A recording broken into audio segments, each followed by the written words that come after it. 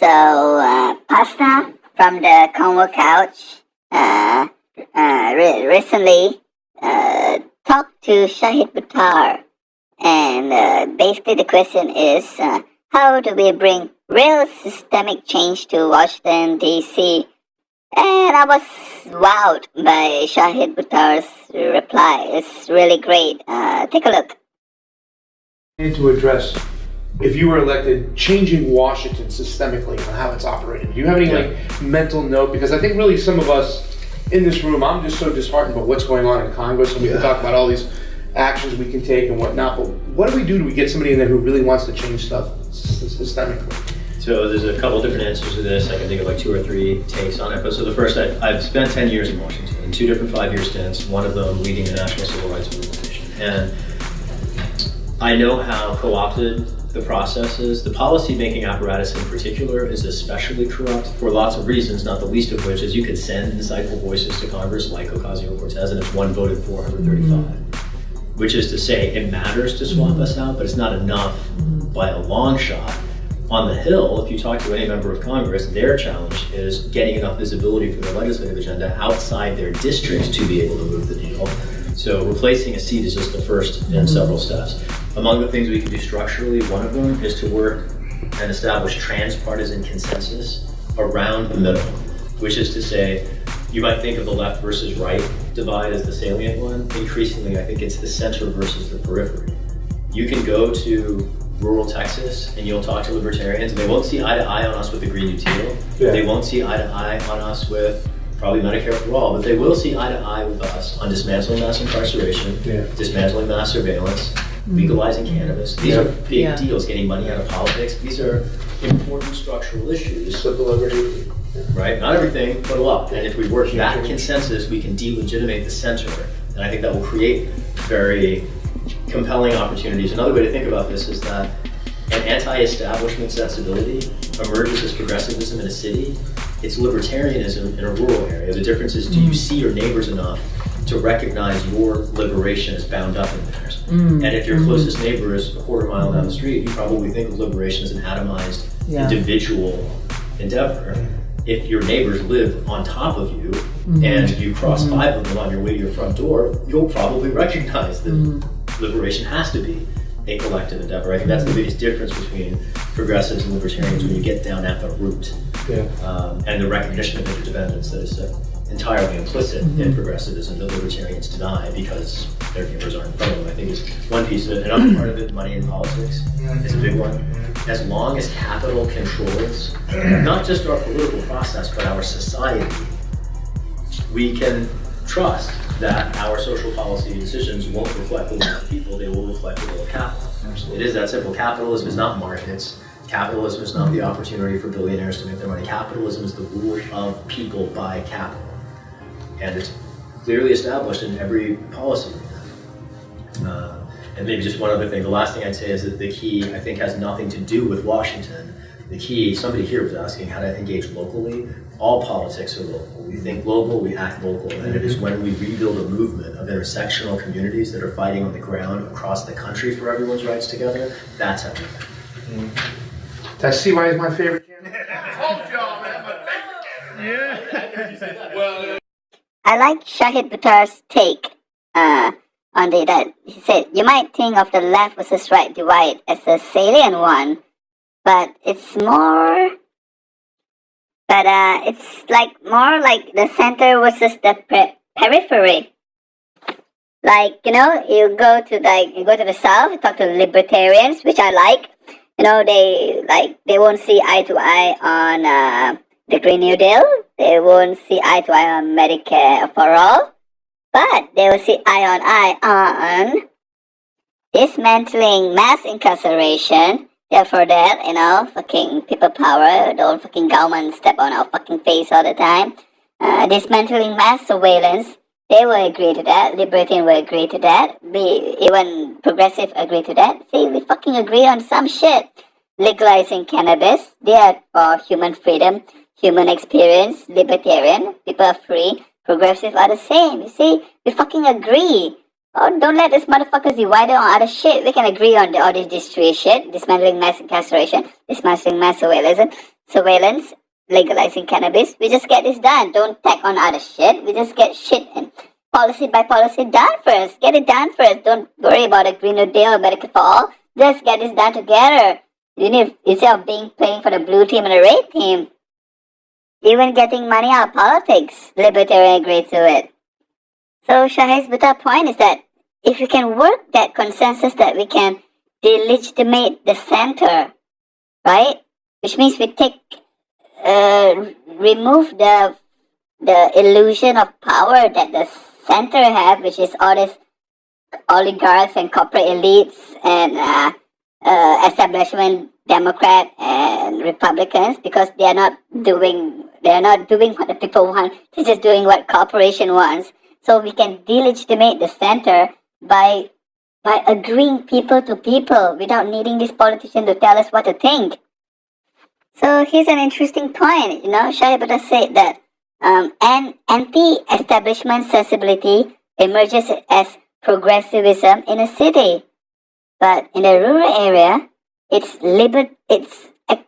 called libertarianism in a rural area. You see, progressivism and libertarianism are not different. It's just like the avocado toast fucks. In a city, they call it progressivism. The hardworking wheat, WHEAT, wheat cutting, wheat harvesting people in a rural area, they are libertarianism. It's the same thing, actually. And it's an interesting point. Shahid Buttar is saying that how far does your neighbor live from you? Like, do you see your neighbors often? Like, say, like in rural areas, maybe they live far apart, so they don't really see their neighbors. So they think that liberation is an individual endeavor, So libertarianism, individualism. So basically, if you see your neighbors, you will realize that liberation has to be a collective endeavor, right? I mean, we're a country, right? We have to work together, So Shahid Buttar is saying that that's the biggest difference he sees that between progressivism and libertarianism, which I think is a pretty valid point, right?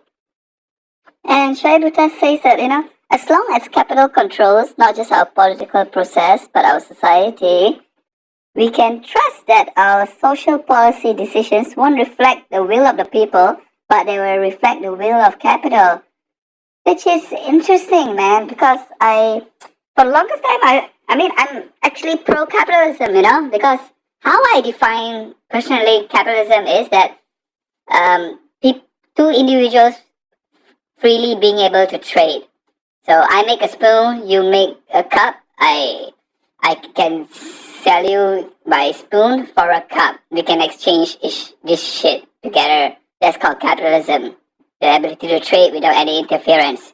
But how Shahid Buttar shows or reveals what capitalism is that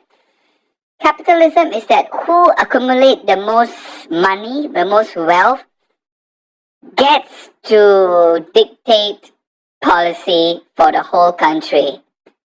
That's different, right? So is that what capitalism actually is? We are all humans on earth are basically struggling to gather as much capital as we can so we can influence the world, so we can be on top of other people. If other people collect more capital than us, we feel threatened. So we were like, oh fuck, she has more capital than me, so I'm gonna be oppressed, so I better have more capital. Maybe that's why rich fucks never get full. They can make billions, millions, billions, and they just seem to never have enough. Is that why? Because someone else will collect more capital and they have more power over them? So it's a constant struggle. It's basically monopoly. We are all fighting to be Highlander, there can be only one. So that's the world we are living in. That's capitalism. That's kind of fucked up, actually. I'm for free trade and all, but if this is how we are actually living under capitalism, where we are just fighting to have more capital than the other person, so we can influence society. It's a constant struggle. So we are basically all there's no rest. There's always never-ending fighting to have more capital than the other person. Because if you have less, even though you are a billionaire, some other billionaire has more than you, and he has more power over you, you don't feel safe. So is this the shit that humans have created? This is fucking bullshit, man. Maybe I guess it's nice if you're on the top 10% who's the super rich fucks, but you still never full. You still always want more capital because it's a constant threat, right? It's a never-ending threat. So man, it's pretty interesting. What the this human? They are just mammals. It's just biology. You know, we have a brain. We just want to fuck. We just want to eat. We just want to breathe. We just want to stay warm or stay cool. And we can create this shit called capitalism where we can create so much suffering for us and for the planet. What a fucking species, man. A very interesting species, these fucking humans. This hairless apes. Interesting fucks. So, capitalism is the ruling of people by capital. Interesting. And it's clearly established in every policy. So Shahid Buttar kind of concludes that, it is when we rebuild a movement of intersectional communities that are fighting on the ground across the country for everyone's right together, which I take to mean progressives and libertarians. That's how we do it.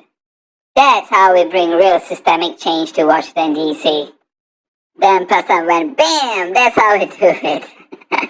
Yeah, see, man, that's revealing. That's a really good video. You guys should check out the Convo Couch. Check out this video on Convo Couch. I'll put a link down there. Check the original shit, man. I'm just showing the fucking shit from Convo Couch. And I try to give my twist, not my twist on it, my take on it. So, it's super interesting and I just want to share it.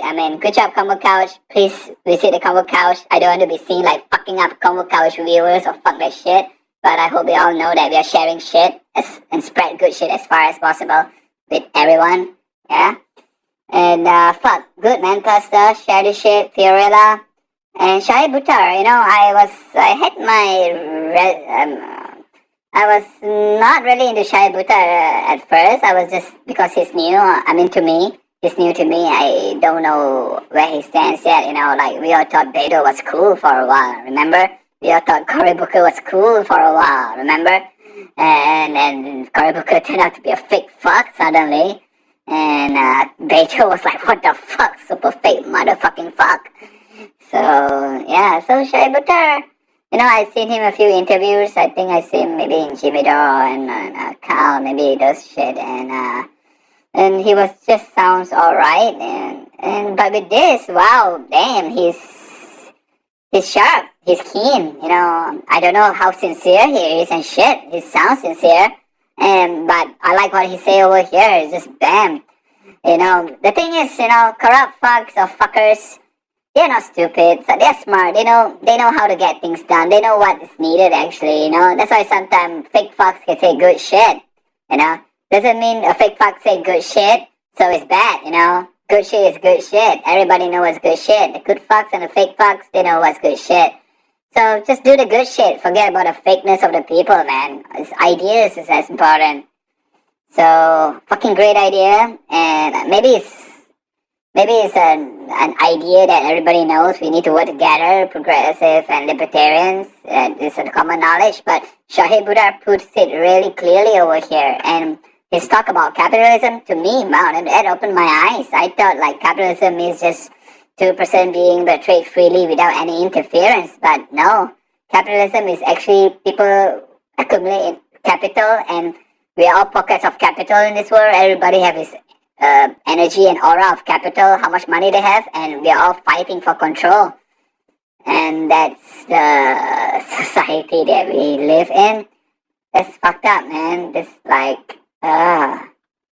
That means people with a lot of capital will always want more capital, because if they don't have capital, they have little capital, then they are poor, and their power is diminished. So this is a fucked up shit, man. Maybe it is just natural. Maybe it is just natural evolution. Maybe it's just human behavior. We somehow turn into this.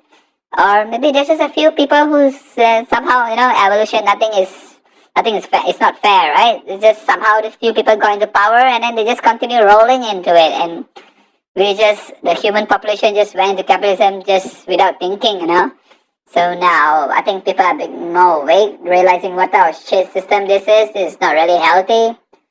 So we'll see, man. We'll see what's going on. Yeah, I mean, I'm all for people being free to trade with each other without any interference. But this capitalism thingy, the way Shahid Buttar portrays it, that doesn't seem too cool, man. That's like such a hectic, violent way to do it. Maybe this is evolution. This is just what happens, man. But we can do better, right? We can see it. So let's change, man. Fuck this shit. Nothing is promised, right? So let's do this shit. Yeah, fuck.